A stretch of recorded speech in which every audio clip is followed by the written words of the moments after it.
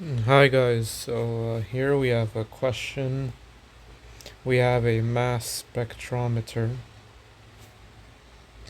and we're going to sort of fire particles through that gap. They start here, and then they go through the gap, and they curve downwards this way.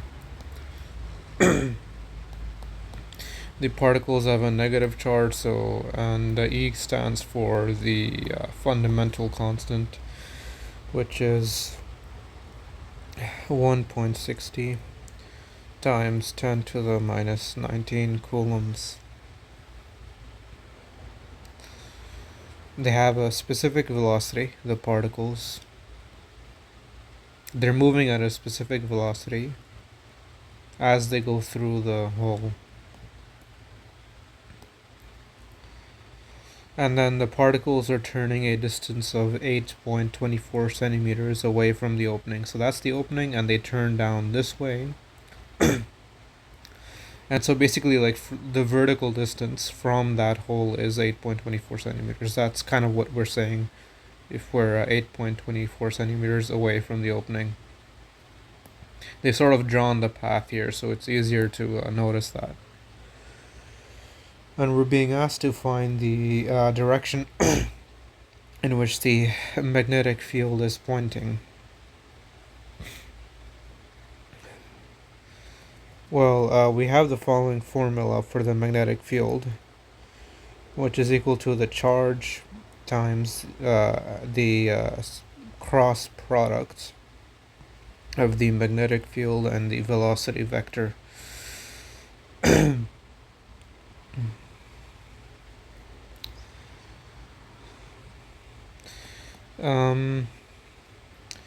I can, when I look at this semicircle, this is kind of the entire path the negative charges take, and all of them end up here at this spot eventually. Now I can choose to stand anywhere on this semicircle, anywhere on this path, except for the beginning, because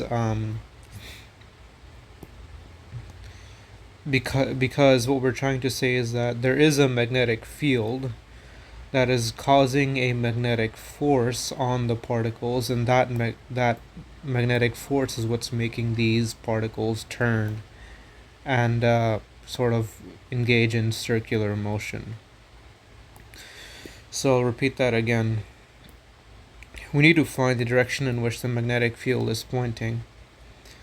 We need to do that wherever the magnetic field is actually present. The magnetic field here in this area is 0. It's not present. And that's the reason behind why the particles, when they start here, they don't just curve immediately.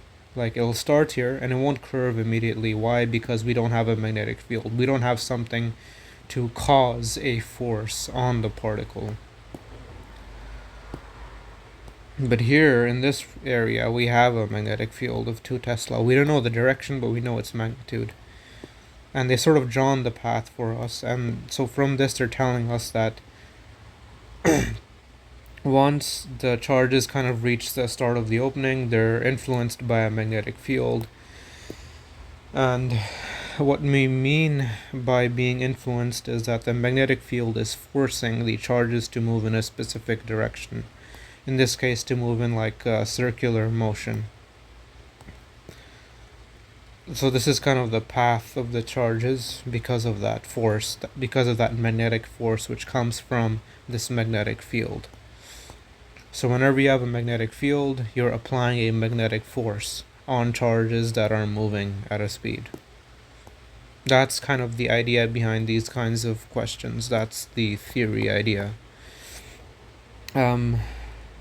Now to actually solve part 1, we need to use the right-hand rule. So I'll start with the assumption, and that is that you're watching this video on your tablet.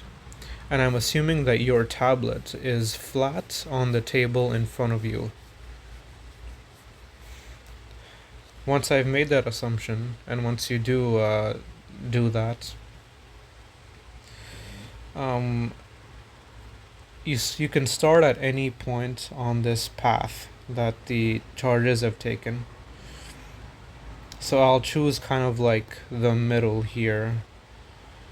So at this point, the velocity vector is pointing straight down. I know that because the general direction is kind of this way.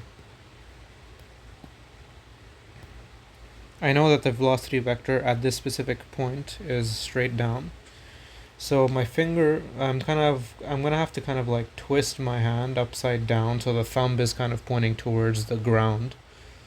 Again, assuming your tablet is flat on the table in front of you. So I have to kind of curve my hands clockwise.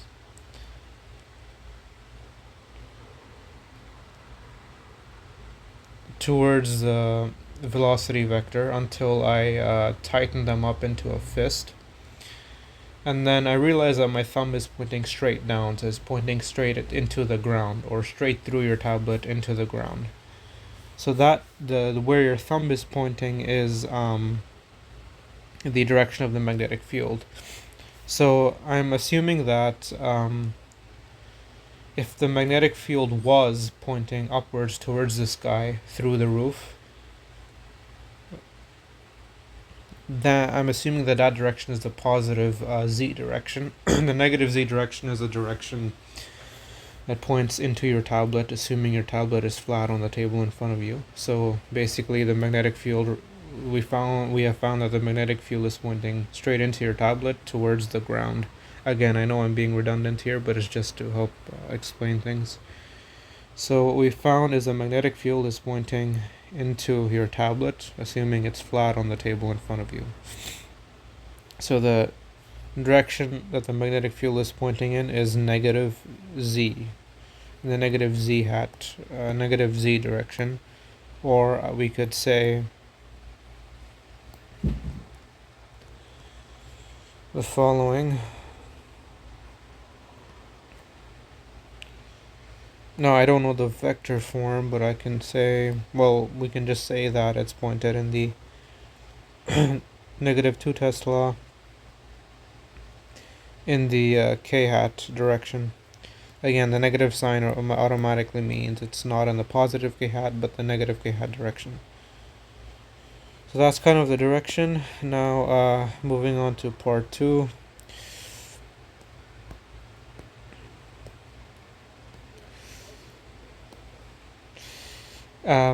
Now coming back to the right hand rule that I used,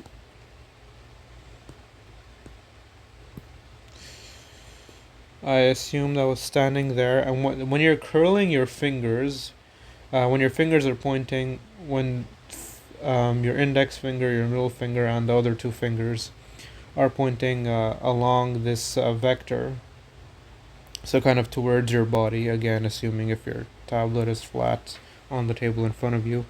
When you start to curl your fingers into a fist, at some point your fingers sort of point in this direction, and then you curl into a fist. But so this direction here, as you're curling your fingers into a fist, represents the direction of the magnetic force. So that kind of explains that, there's a centripetal force. I'm using mechanics vocabulary here.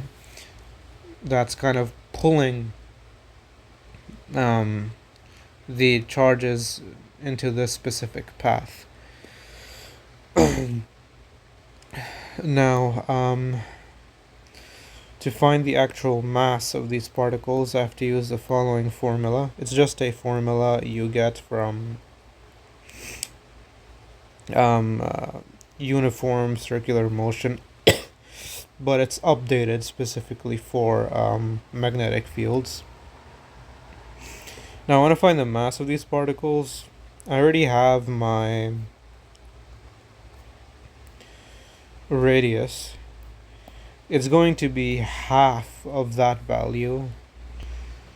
We are 8.24 centimeters away from the opening. That's the opening, and we are standing here at the end of the path. We are 8 centimeters, 8.24 centimeters away. half that distance is going to represent the radius of this semicircle.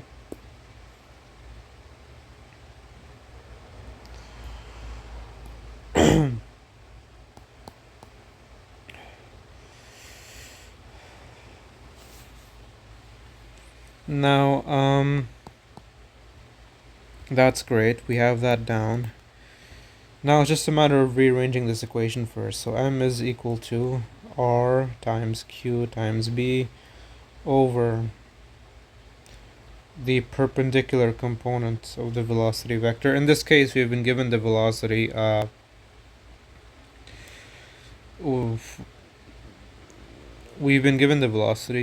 without like a vector notation, so we well, no, actually, disregard that, forget that.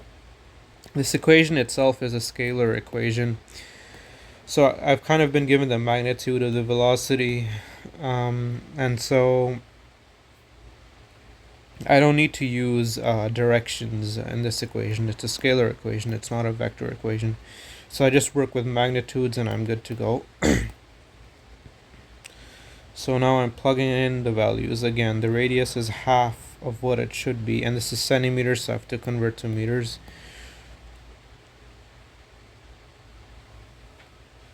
I'm just going to do this on my calculator.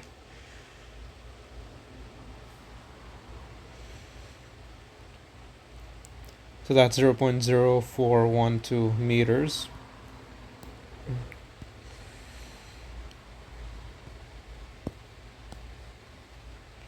And times the charge, which is negative 1.6. But again, remember when I said that this was a scalar equation, meaning that we don't take into account signs.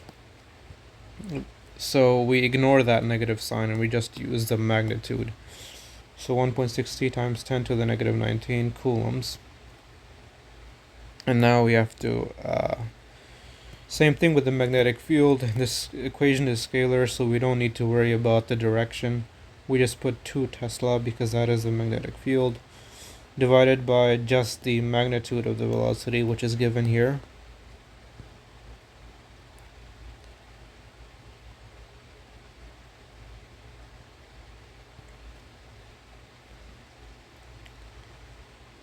And now I'm just gonna plug this into my calculator.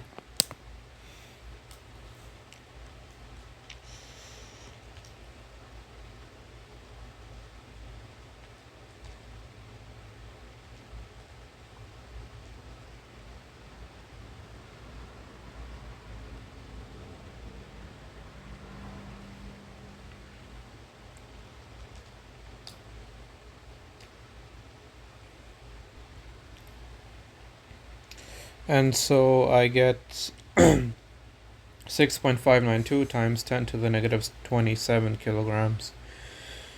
So the mass is very small for a single particle, and that's perfectly fine because these are particles. These are incredibly tiny in their nature. So we kind of already know that their mass is going to be very small, especially if we use the units of kilograms. I hope this helps, and have a good day.